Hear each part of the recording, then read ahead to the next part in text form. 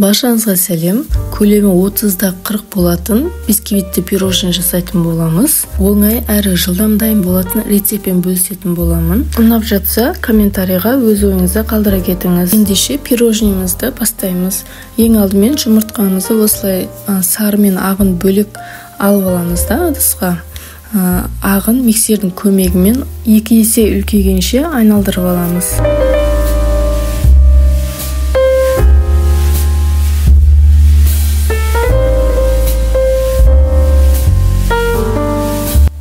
Қымбат миксеріңіз болмаса да, осындай арзан миксермен де көтеріп алуыңызға болады. Шамалы уақытта алады, дегенмен жасауға болады.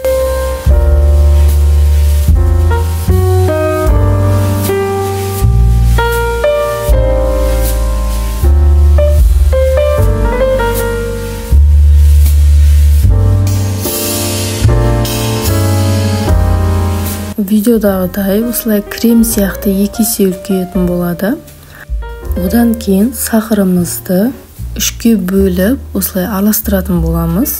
Барлығын бірден салып жіберуге болмайды, өйткені бисквит отырып қалуы мүмкін. Сол үшін бөліп салғандарыңыз дұрыс.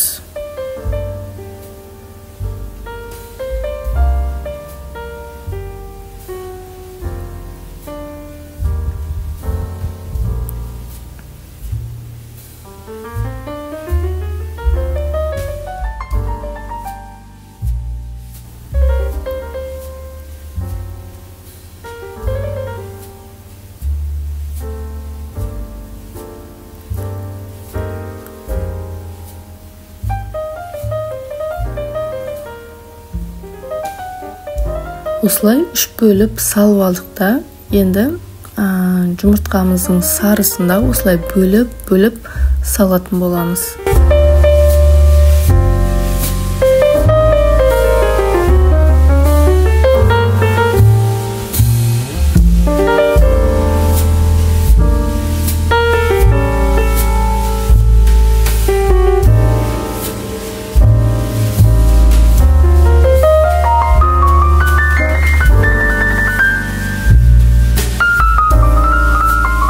Енді ұнымызға разрыхитырымызды салып, онды да бөліп салатын боламыз да, миксерді қолдануды тоқтатамыз.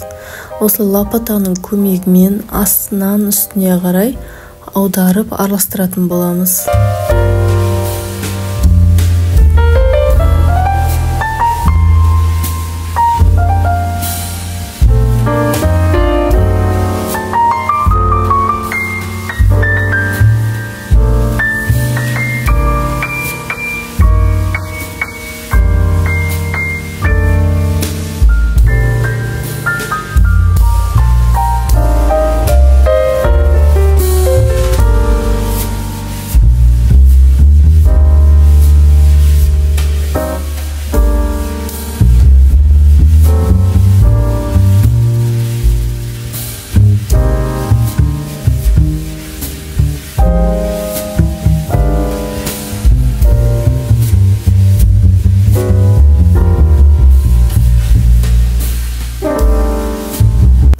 Духовкамыз 15 минут бұрын қосылып тұру керек, яғни қызып тұру керек. Пергаментный қағазымызға осылай дайын болған тестамызды 3 бөлікке бөліп алып пісіріп аламыз. Мен көз мөлшерде бөліп алдым. Барлық жеріне бірдей етіп жағып шығамыз. Бір жері қалың, бір жері жұқа болмаған дұрыс. Осылай 3 бөлігінде пісіріп аламыз. Ішіндегі кремін дайындайтын боламыз. Сахарный пудра мен творожный сыр және сливки үшеуін миксердің көмегімен араластырып аламыз.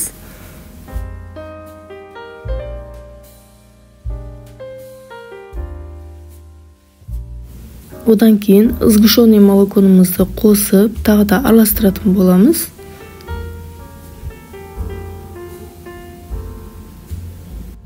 Пісіп шыққан бисквиттерімізді суығанша пергаментный қағазынан ажыратпайтын боламыз. Суып өз нормасына келгеннен кейін барып ажыратуға болады.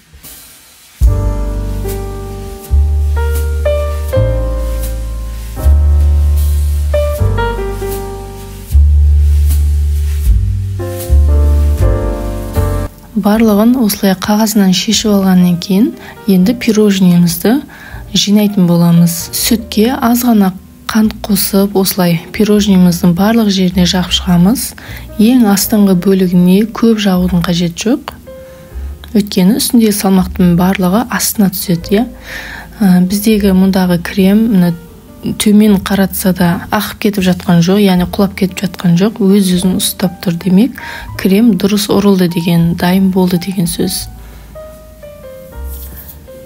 Енді осылай кремді барлық жеріне бірдей етіп жағып шығамыз.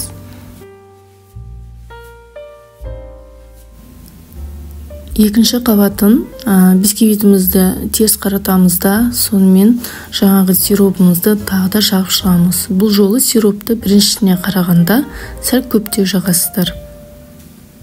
Кремді мен екі бөлікке бөлдім да, бетіне жағатын азырағын ғана алып қалған болатынмын. Бұл ең үстіңгі қабат, бұны да сироппен барлық жеріне жағып шығамыз да, алып қалған аз ғана бөлік кремімізді барлық жеріне жағып шығамыз.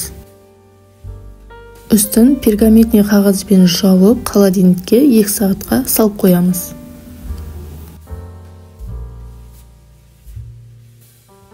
Енді бетіне жағатын, яғни әрлейтін кремімізді дайындайтын боламыз.